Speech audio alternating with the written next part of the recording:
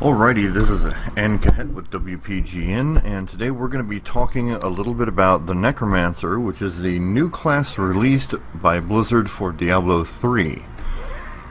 We are currently in patch 2.6, or version 2.6. I am pretty positive that you don't have to own Reaper of Souls to be able to buy and use this class, but I'm not sure on that. The class comes with a package. It was $15 in total. You got 2 stash spaces, you got a character portrait, a pair of wings, along with the Necromancer class, its skill kit, and all of access to all of the gear that is for it. Now, I've seen a lot of build videos. I've watched a lot, mainly Riker's builds, like the Bone Storm and such, and I started playing around with this, and I'm always interested to find ways to do more damage, get through rifts faster, and just basically optimize whatever I possibly can in order to make my playtime either more enjoyable or more fruitful. It does rely on the Bone Storm build quite heavily, with a few adjustments, and I will explain those as we go along. So for the too long didn't watch version of this, basically you'll need the Inarius' 6-piece, which is called the Graves of Inarius, so you'll need all 6 pieces of that.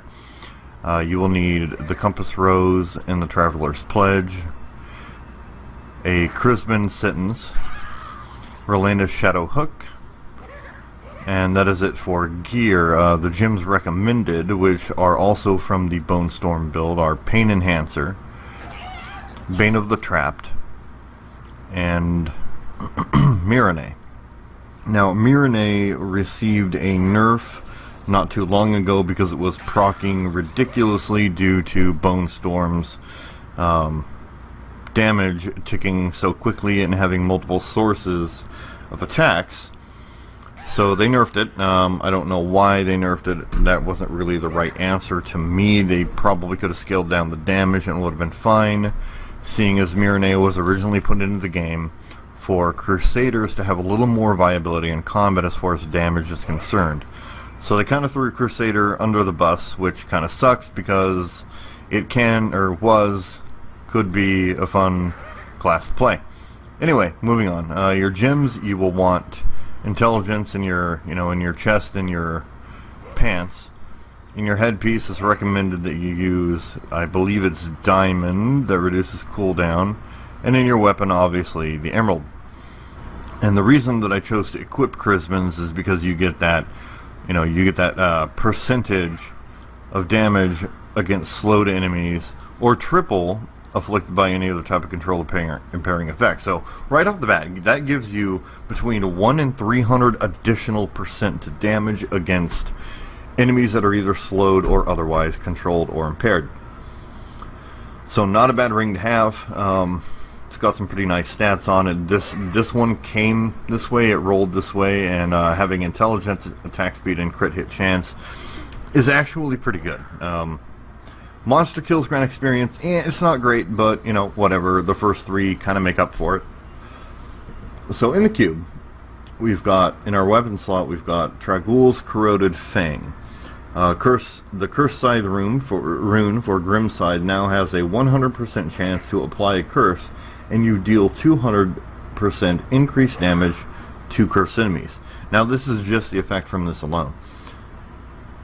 Corpse Whisper Pauldrons in the middle slot here, which states that Corpse Lance deals and it is increased by 30% for 3 seconds when you consume a corpse. The max is 20 stacks. Now, consuming corpses, I have found, does not only limit you to using the Devour skill.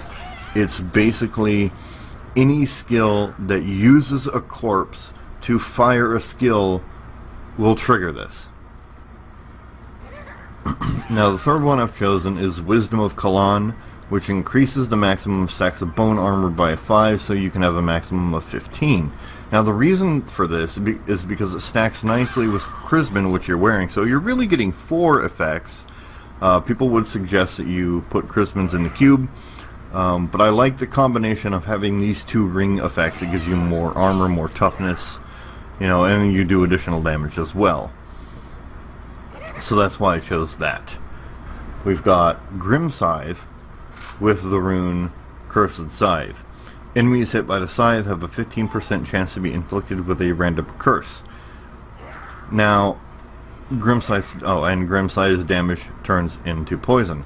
Now, I'm not entirely sure. I probably should look at that real quick here. Cursed Scythe rune. Okay, so you do have to have Cursed Scythe as a rune equipped with Grim Scythe for that cube effect to work.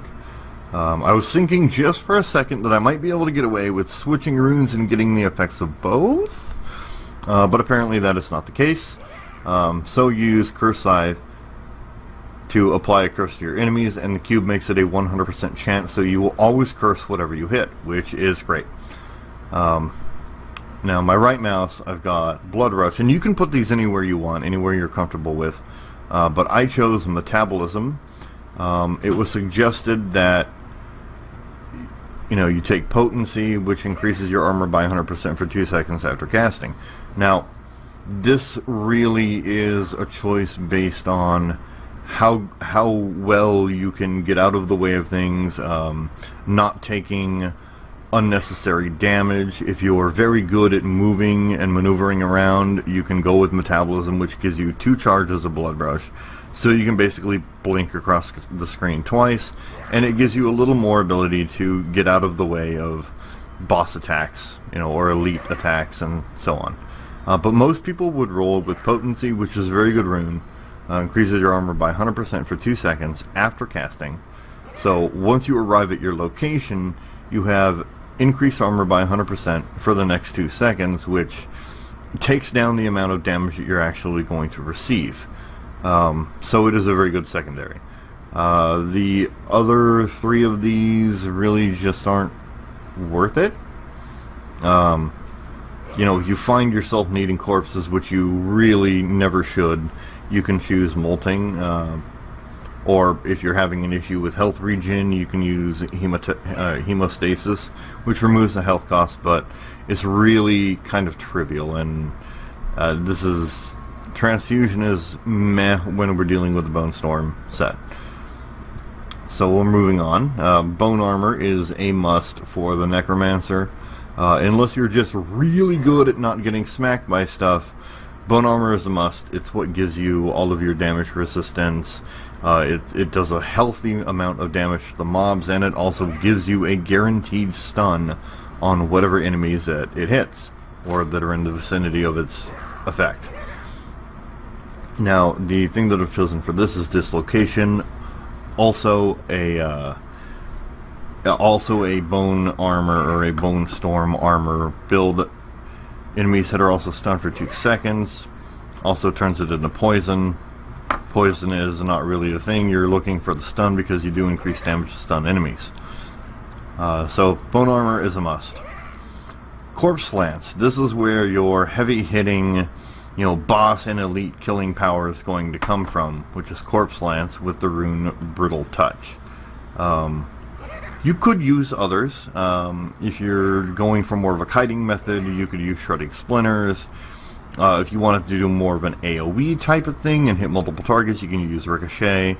Or if you wanted to turn it into an ability that uses blood instead, instead of having to have corpses, you could use Corpse Lance, which spends 2% of your total health, and it deals a lot more damage, but it does use life as fuel, so just keep that in mind and be careful if that's what you're going to use.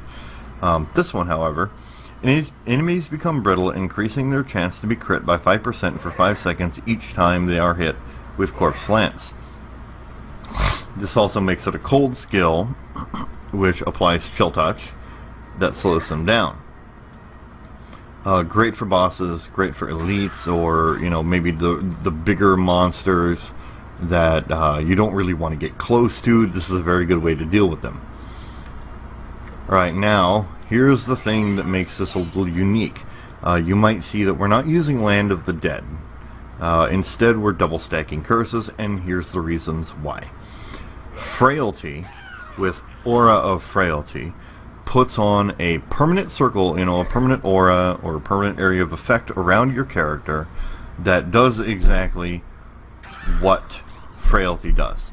It becomes an aura that curses all enemies within 15 yards. Now if we go up to read Frailty, cost 10 essence, negligible as far as cost goes, and this is a crippling curse that kills enemies with less than 15% health, lasts for 30 seconds. But since we've got it an aura, it's permanent, we never have to pay for it, we never have to recast it, we don't have to refresh it, it's always there. Also, we have our Decrepify. Now, here's where I changed it up a little bit.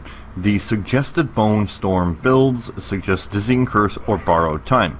Borrowed Time is suggested if you are using Land of the Dead, because everybody caught in your curse reduces the cooldown of Land of the Dead by 1 second. Dizzying Curse is suggested because enemies have a 10% chance to be stunned for 2 seconds when hit with it. But here's the thing. You're already doing a metric crap ton of damage to stunned and slowed enemies anyway, and it's only a 10% chance, and I know in Diablo a 10% is actually a pretty good chance, but for what we're doing with this build, it's really not needed. So instead, I decided to go with Enfeeblement, which increases the potency of the movement speed reduction to 100% and decaying to normal potency over 5 seconds.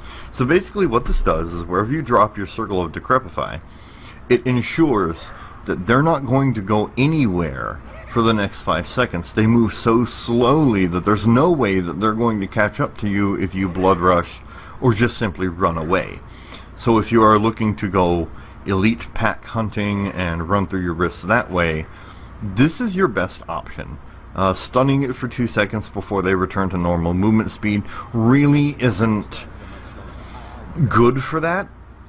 This ensures that they don't move. Now, when it says movement speed, that is not only the rate at which they cover ground, that's also attack speed. So you are slowing them down by one. You are basically freezing them in place, making them move so slowly that they can't even hit you. You could teleport into the middle of a pack, after dropping Decrepify on them, bone armor them, run around them in circles, and your Frailty rune, once they reach 1 hit point below 15%, are automatically killed. Now, the reason that I'm double stacking curses is because of this skill right here called Spreading Malediction. Receive a 1% damage bonus for each enemy afflicted by one of your curses, and I believe that this stacks up to 10. I don't know if this is exponential or not. I haven't looked into that just yet, but you're now running 2 curses, so anything standing next to you and anything in your Decrepify are counted as cursed, which gives you a huge and very fast damage bonus from Spreading Malediction. So that is why, that is one of the reasons we're running double curses, is you get that damage bonus almost immediately. Draw life is mainly just for survivability. If you are okay with your survivability, you could sub this out for something else. Standalone, again, is for survivability. It's great to run with this because we're not running any minions. Also, if you are playing in solo player mode and you have a ring like the Nagel ring equipped on your Scoundrel or whatever it is you're running with that summons the little minion dudes, those do not count against your missing armor for this. They count as separate entities and they don't affect standalone, so we are still gaining 100% of your armor increase. I've also got Swift Harvesting, which increases the attack speed of Bone Spike, Siphon Blood, and Grimside by 15%. It's just nice to have a little extra attack speed. Now, as far as Paragon levels go, we're dumping into Maximum Essence first, because the more max essence you have, dictated by Relena's Shadowhook, the more damage you do. So we're just stacking damage on top of damage on top of damage on top of crit on crit, crit on crit on crit on crit hit. So I'll explain that in a minute. I chose to stick at 120 intelligence because I am doing enough damage where I am comfortable farming where I'm at, and choosing to put some into movement speed, and after movement speed caps, then I will again start dumping into intelligence.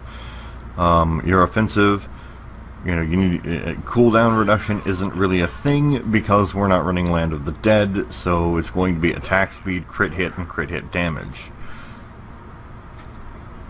Defense, you should probably prioritize the top 3 over life regeneration, because you do gain so much life back that I find that it doesn't really make a difference. Not a noticeable one, anyway. So your life, your armor, and your resist all are what you're going to want to worry about first. Utility is completely up to you. Obviously, because nobody gives a crap about gold in this game, I would obviously do the top 3 first. Probably life per hit first, then resource cost reduction, area damage, and then, all your leftover points going to gold find. So, that is how that works. I'm going to shut off the mic so you can stop hearing my overly annoying voice, and show you a little bit of how it actually plays.